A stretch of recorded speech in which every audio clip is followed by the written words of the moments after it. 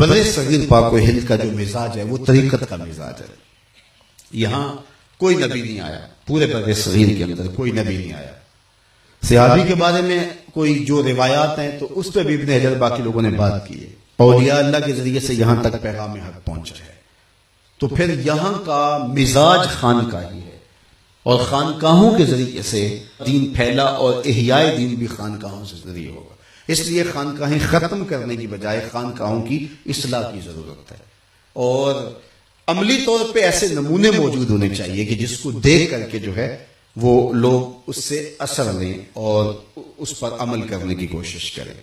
تو اس لیے آپ کو بھی تعاون کرنا ہوگا، اور جو ہے وہ میں بھی شعوری طور پہ یہ جو سفر 25-26 سال کا ہے الحمدللہ ایک شعوری جد و جہد اور محنت کر رہے ہیں.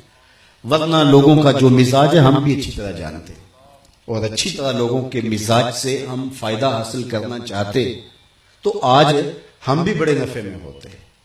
لیکن ہمیں اس بات پہ ناز ہے، ہمارے باپ نے ہمیں جو تعلیم دی ہے، جو طریقت انہوں نے سمجھائی ہے، وہ مدینے کی گلیوں میں پروان چڑھنے والی طریقت ہے، مشرقی طریقت نہیں ہے. جو فلسفہ زدہ طریقت ہے وہ طریقت ہمیں انہوں نے سمجھائی. وہ سادہ مزاج تھے، لیکن ان سادگی میں کیا جمال رکھا تھا، اس میں کرشمے محمد عربی کے نور کے تھے. حضور کے دین کا عکس جو ہے وہ دیکھنا ہو تو ان کے وجود سے ہمیں دکھائی دیتا تھا. تو یقیناً آج ہم انہی خطوط پہ اور انہی راہوں پہ چل کے، کیونکہ اس وقت کے اندر آگہی بھی عذاب ہے. اس وقت جو ہمارا خانقاہی نظم ہے، یا ہمارا سیاسی نظم ہے، جو ہمارا تنظیمی نظم ہے، اور جو ہمارے مدارس سے لے کر کے جتنے بھی ہمارے نظم ہیں، وہ اقبال نے کہا تھا شریعت تصوف تمدن کلام، شریعت تصوف تمدن کلام، بتانے عجم کے پجاری تمام. سب بتانے عجم کے پجاری بن گئے، اجمی رنگ سب میں آ گیا، اور اس کو دین کا رنگ چڑھا دیا اور دین قرار دے دیا. اس بات کا ہمیں شعور ہونا چاہیے کہ اجمیت کیا ہے اور حقیقی دین کیا ہے. ڈھونڈ وہ فقر کے جس کی اصل ہو حجازی، حقیقی فقر وہ ہے جس کی اصل حجازی ہے. تو اب مولویت ہو یا مشیخیت ہو یا جو بھی جتنے بھی دین کے نام سے کام کرنے کے شعبہ جات ہیں، اجمیت کا غلبہ ہو گیا ہے.